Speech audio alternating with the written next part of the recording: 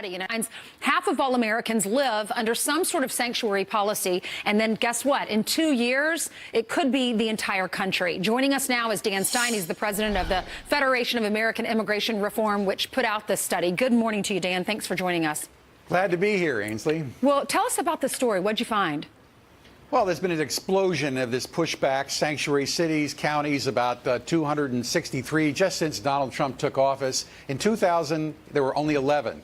It's jurisdictions that would not cooperate with federal immigration authorities and what they call ICE detainers.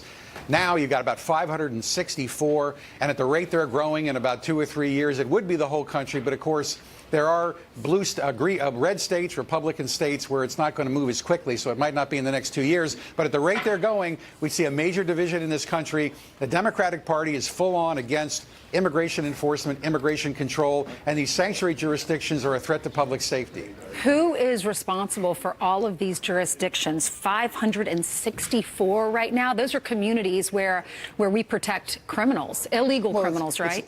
It's local political operatives, mostly Democrats, unfortunately, that basically want to stop immigration enforcement. Look, trying to catch illegal immigrants without state and local cooperation is like trying to catch butterflies with a big hole in your net. It really doesn't work. And that's basically the political reason why that they're trying to do this. The old days, civil immigration detainers, very simple. After an alien basically commits a crime, they serve their time. They put them on an immigration hold for a day or two, and the federal authorities pick them up for removal proceedings. The ACLU basically says, no. Immigration has to go to an Article III federal court to get a warrant, like a criminal warrant. Otherwise, cities are risking liability if they hold an alien under an immigration hold. And, of course, that's a huge torpedo. The basic political attack is to stop all immigration enforcement, basic pushback on Donald Trump.